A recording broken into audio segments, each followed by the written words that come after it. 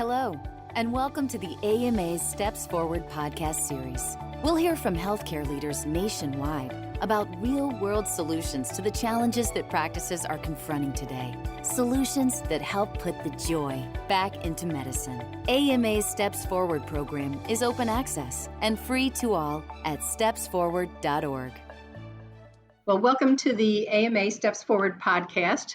I'm Dr. Marie Brown, an internist here in Chicago, and I am joined today by Dr. Katie Duffy, the Chief Medical Officer at the LA LGBT Center. Welcome, Dr. Duffy, and thanks so much for taking the time out of your incredibly busy day. Of course. Thank you for having me. I love talking about this kind of thing. Well, we really appreciate it. So could we start by having you tell us a little bit about yourself and the center? Sure. So I'm fairly new to the LA LGBT Center. I'm from Chicago originally, and I started here in January of 2020, so right before the pandemic. I was the inaugural medical director for Audre Lorde program, and our Audre Lorde program is dedicated to those folks who have identified as a woman or a girl at any point on their journey. In the LGBT health world, this is a population that often hasn't gotten the focus of other groups, particularly with the HIV crisis. So I was hired to build that program. And then with the pandemic, our focus shifted and our CMO retired. And so now I've stepped into that role. But I'm a family medicine doctor by training. I've worked my whole career pretty much in LGBT health. So this is my professional home, and this is the population that's closest to my heart. Wonderful. And I should say that when I introduce myself, that I use the pronouns she, hers, which we all hopefully at the end of this podcast, we will all begin to do if we're not doing it already. So let's get started. Why do we really need to have this conversation amongst our colleagues, our physician colleagues and our teams and our nurses? Is the current or the past experience of many of our patients in the LGBT community that different? Do they have different insurance? Is there different socioeconomic challenges? And have they experienced healthcare differently? What's the research out there? Yeah, so I think we are definitely making strides as a medical community, but there's still quite a bit of work to do. Before I came to this job, I was the medical director at the Broadway Youth Center in Chicago, which is a drop-in center for LGBT youth experiencing homelessness, and we had a clinic embedded. And I got into the habit of asking the young people questions about their experiences with the medical community up until that point. And part of it was an informal exercise just to see were there any points that a caring doctor or healthcare team could have intervened? Were there any missed opportunities for these young people that could prevent them from sitting in front of me? And without exception, I'd ask, when was the first time somebody asked you about your sexual orientation or about your gender identity? And they would say, here. During my encounters here. So many of these young people had been in the foster system, had definitely been to routine pediatrician visits, and no one ever asked them the question. And that always struck with me that even though training is moving, we're now training medical students and residents about the importance, both clinically and socially, of taking a full sexual history and asking about questions of identity. It's still not making it into practice. And so for LGBT folk who are trying to access care, there's the fear that either their presentation is going to be met with condemnation, disgust, or at best ignorance, so that they'll be ignored, this part of their identity. And even in, I think, our most well-meaning providers, that's still the case. So I think the younger people who are just emerging from training will tell you, yes, we got a lecture on transgender people. We got a lecture on the sexual history, but we're missing that connection to practice. And I think, if we're going to break down why, I think there are those folks who really will never, no matter how much training or how much we talk to them about it, this will never be a part of their practice. For whatever reason, there's still quite a bit of homophobia, even in the medical world. So this isn't really for them, because we don't want people accessing care from somebody who really is not willing to consider these aspects. But for those people who really do want to better serve this population, I think are still having some discomfort, and it's about fear. It's about it's about confusion and not having the confidence with language and not wanting to offend patients sitting in front of them. I have my own story that I fall back on because it helps me empathize with providers who are new to this population. And if you'll humor me, I can tell you my own story. But I'm a queer identified woman. I've been out since I was 18, and I went to medical school and did family medicine pretty much for the sole purpose of caring for LGBT people, because of my own experiences coming of age, my own fears about disclosing to a doctor, and the shame that brought with it. So I did a track in residency that was HIV focused. I started practicing with hormones, providing hormones and gender affirming care in residency. My first job out of residency was Howard Brown, which is also an FQHC, like my clinic currently, that's dedicated to LGBT people. But like all FQHCs, we're also assigned people through Medi-Cal or Medicaid. So some people who have no relationship with the LGBT community come to get care with us. And sometimes interactions with those folks can be a little bit awkward. They'll look around and look at the posters and say, oh, I see what's going on here. I see what this clinic is. And I had one patient during my first couple weeks there who was assigned to us through Medi-Cal. The person was very masculine presenting, was wearing a religious necklace, and had a very complex history of diabetes, uncontrolled, and CHF. And I spent a lot of time on their medical history. I got their med rec done. I delved into social history. They were getting divorced. They identified it as heterosexual, hadn't started dating yet. But it was a long visit, and I felt I got to know this patient. They did disclose some depression symptoms. I did a PHQ-9. It showed that they were experiencing some mental health challenges. So as I left, after saying my goodbyes, I tapped the behavioral health consultant to come into the room and just explore a little bit more about these mental health issues. Behavioral health consultant was in there for almost an hour. And so she came out and eventually found me, and she sat next to me and she put her hand on my shoulder and she said, so this patient made the appointment today to start hormones. And I still cry, every time I think about it. I still get emotional because the courage that it took that patient to come and present as they were presenting and to interact with me and had this hope that I would be different than at other places. And I fell into that trap of, this is somebody who looks very straight, who looks like they've been forced into the clinic here, and I don't want to make them uncomfortable by asking the questions that I usually would. And so I didn't. I put them into a box, and shame on me. And that's something I think about often, because I'm somebody who was really trained in this. And I expected most people who walked in the door to be responsive to those questions. And so I understand how the challenge that the general primary care provider or specialist feels when they don't know what percentage of the people in front of them might be grappling with these issues. And so I think in starting these conversations, hopefully it piques some interest, and it starts creating habits and in our scripts that start utilizing and incorporating language that is more expansive and affirming. And it just becomes part of how we practice, so that we don't differ depending on our assumptions of the person sitting in front of us. Right. And I will share, thanks for sharing that, because we all are fearful that we're going to say the wrong thing and offend, or embarrassed that we didn't do the right thing. I will say that one of my brothers is gay. He died of AIDS years ago and lived with me. And yet I just took the AMA module on LGBT, and I failed. I got 60%, and I was like, darn, here I am thinking I'm a little bit more sensitive. I'm a little bit more aware. And we have developed, as I shared with you earlier, a toolkit on concrete steps for small practices to address equity. And part of that, what we're talking about today, is the LGBT community.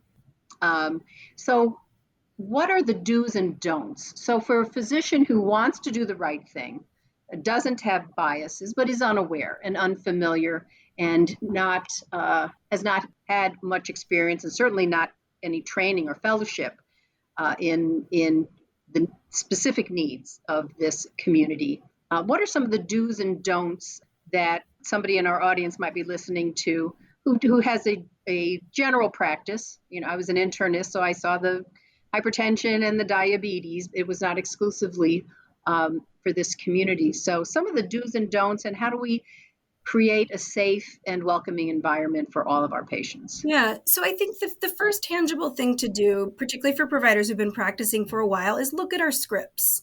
Look at the questions that we ask in a history, that we ask, that we know just roll off our tongue. And then look for areas that might seem that there could be opportunities to expand.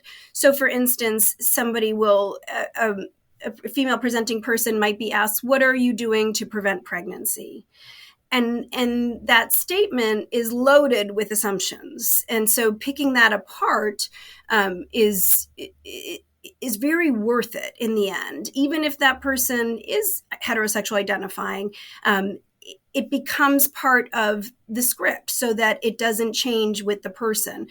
So, I'll ask, are you currently sexually active with someone who produces sperm?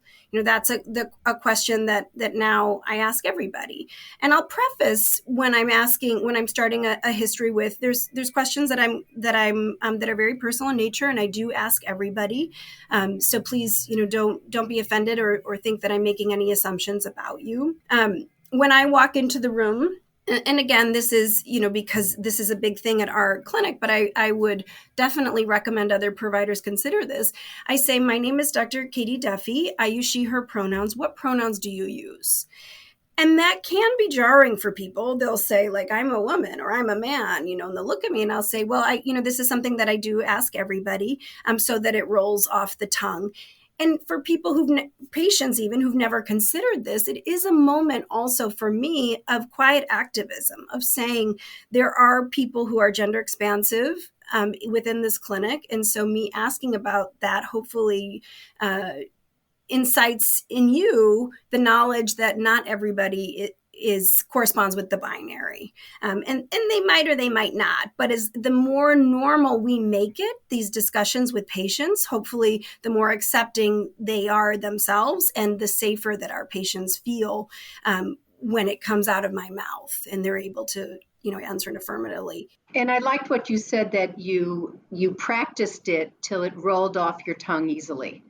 And I remember doing that as a medical student, being concerned about asking something that I would blush over, right? And you just practice saying it, and I think that's very helpful. I also read in, and we'll talk about resources at the end, the Gay and Lesbian Medical Association has some very concrete steps, including name tags, that underneath the name tag you could put the pronouns, so that if most of your patients are not representative from the LGBT community, you're at least making a statement. So along those lines, in the waiting room, what could someone who wants to be more welcoming do? I think signs stating that this is an affirming place for people of all genders and all sexualities.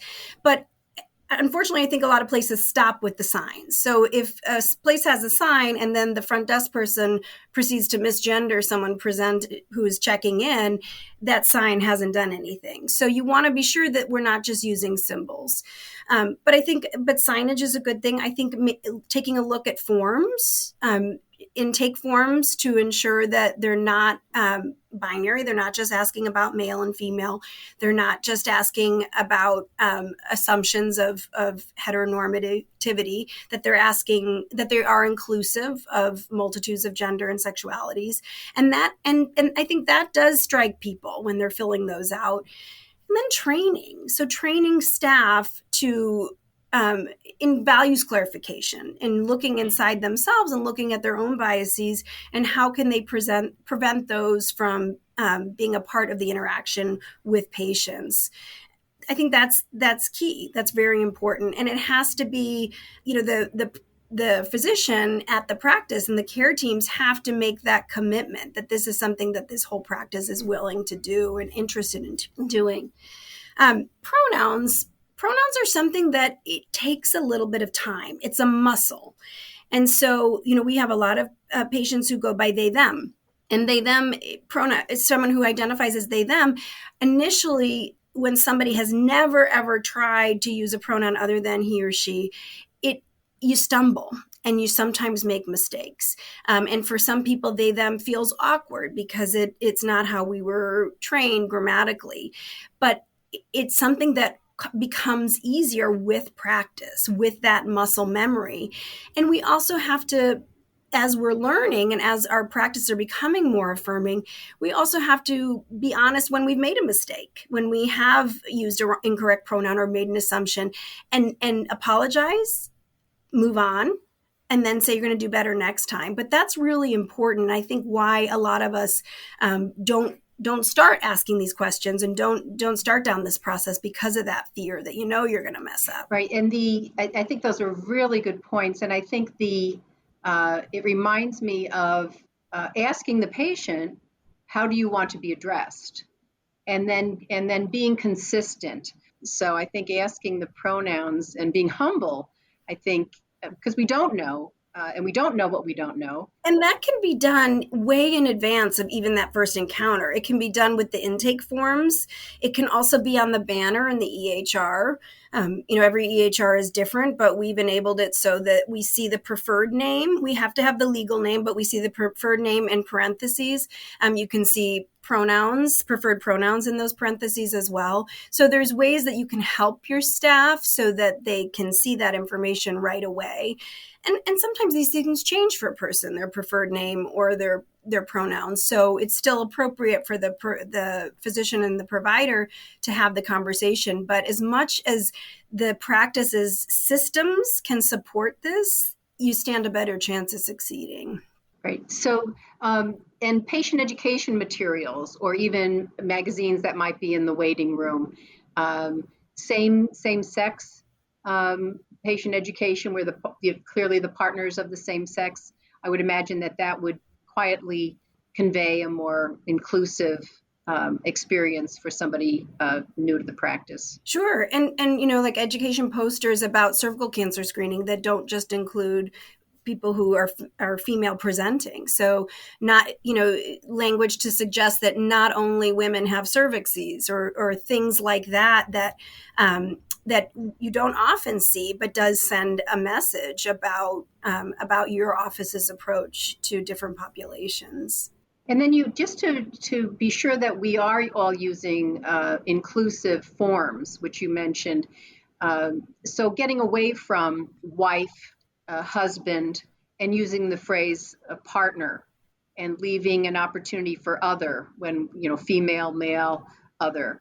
Any other things like that? And where might we find some of those resources so that we are informed correctly about the way we can use our forms to be more welcoming? Right, and it's a challenge because we, as clinicians, we do need to know the gender assigned at birth, the sex assigned at birth. We do need to know that. That's clinically very important. So we need spaces to be able to establish that, and then also establish how this person identifies. So having forms that have a section on both of those things, so allowing people to describe themselves in the way that they feel most appropriate. But yeah, so giving more options for gender and some, some Department of Motor Vehicles are even moving in this direction, where you can either say, you're non-binary, or you can give another answer for that.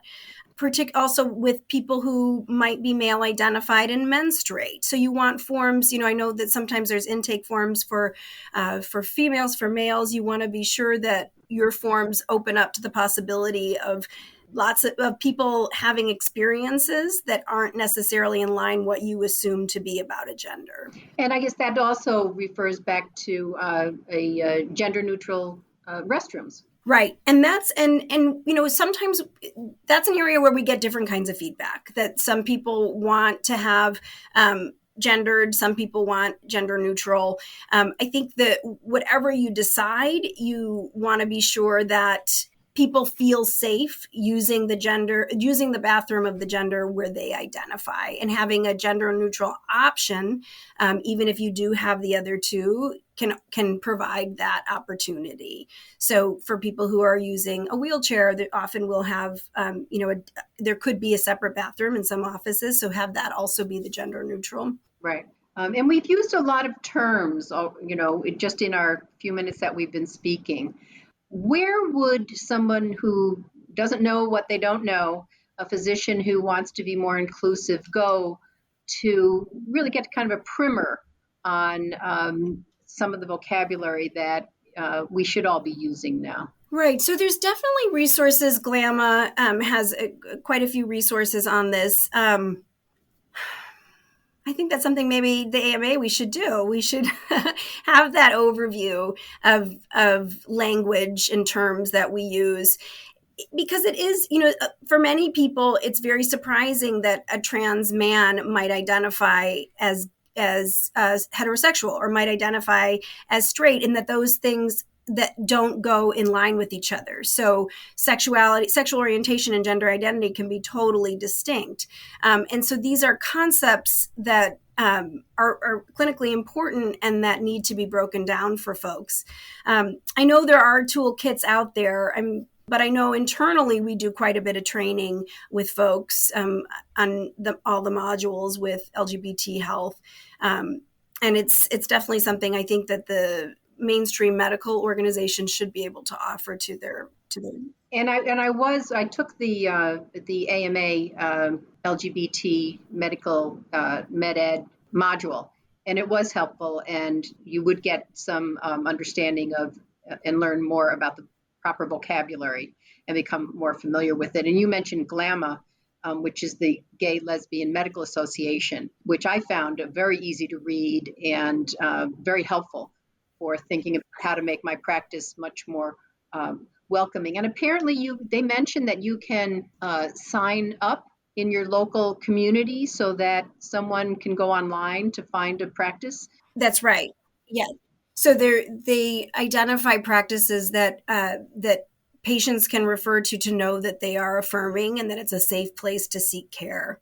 I think, though, that, as physicians, I think we're perfectionists, right? And we want to be the best that we can be.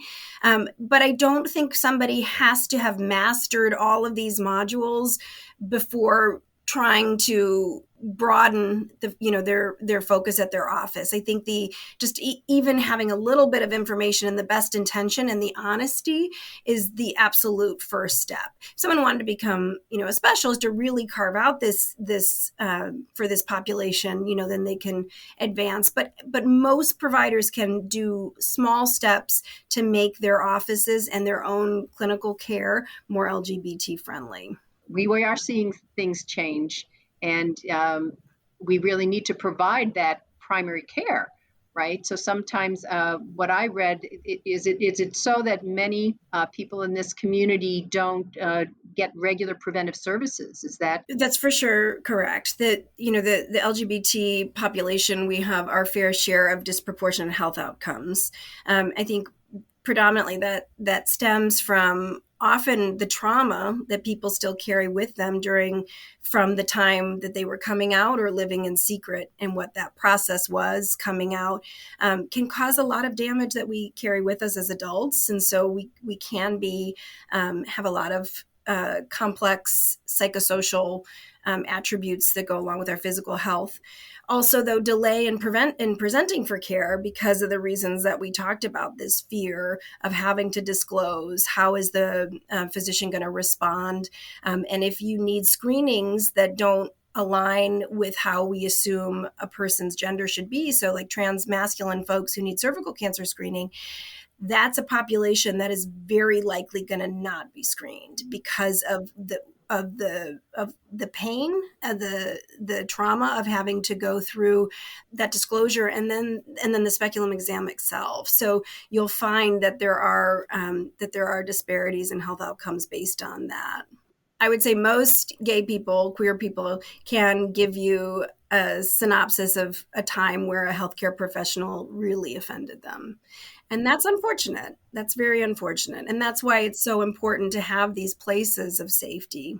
Well, that's why we appreciate you taking the time. But that also adds to, we physicians can educate ourselves, and hopefully the audience taking time listening to this will become a bit more aware. But what about our staff?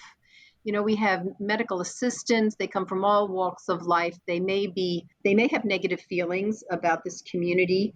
How do you train or engage your staff?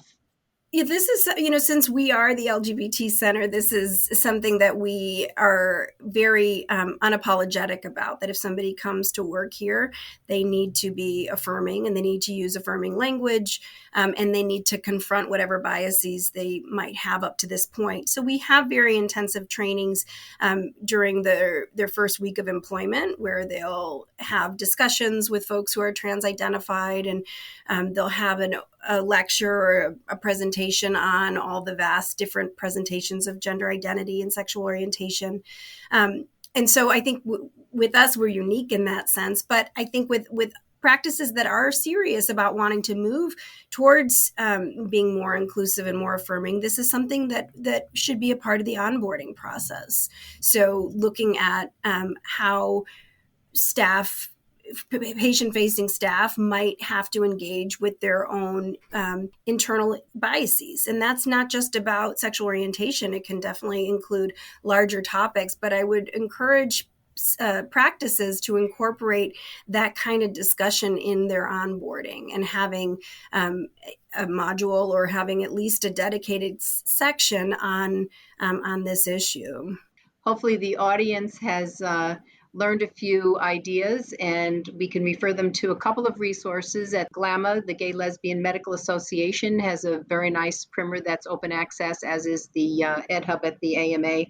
Any other last suggestions or anything else you'd like the audience to take away? One area that I think is incredibly important when a primary care provider is seeing folks with cervix and uteri is developing a practice of trauma-informed pelvic care, because there are folks who are lesbian identified who might never have had penetrative sex. There are lots of people in our community who've had a strong history of sexual trauma.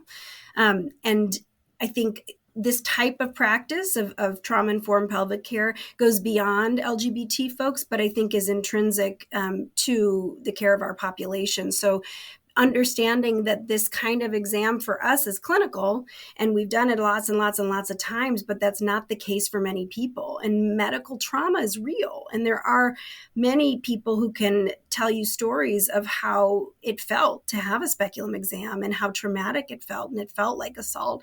And so part of what I am trying to do at our practice, but also talk about on a larger front, is how to undo that, how to stop medical trauma from happening within our clinics.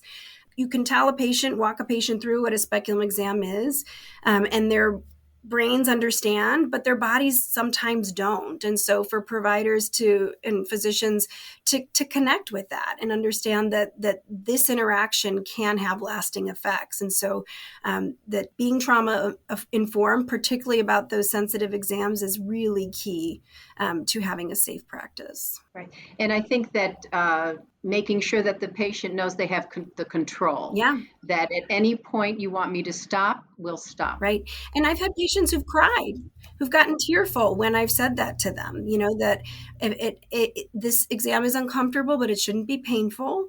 If it's painful, you tell me, and you have bodily autonomy during this whole process.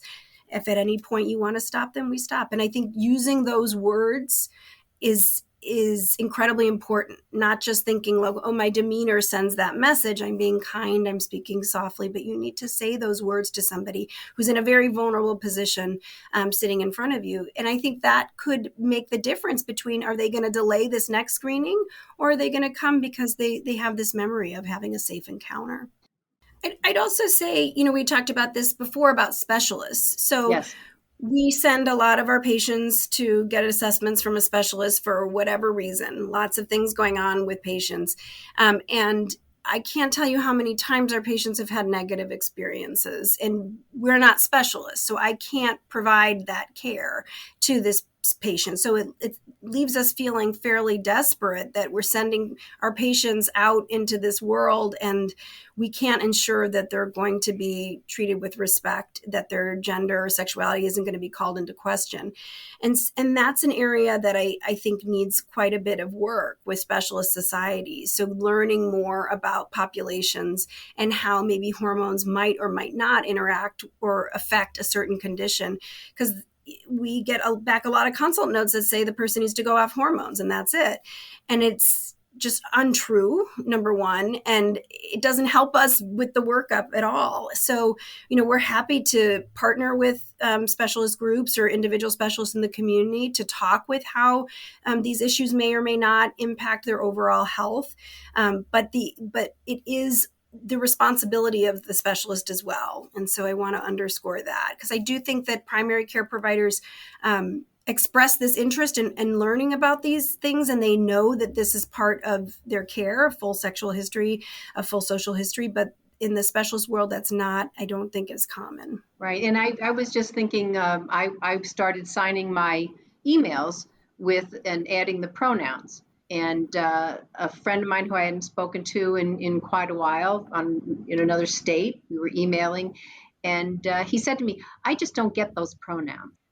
And so the House of Medicine, our own peers, we need to do a better job. We may not be able to change the world around us, but having a difficult conversation with our colleagues who we're referring our patients to, so that they feel as welcome as hopefully our patients feel under our care.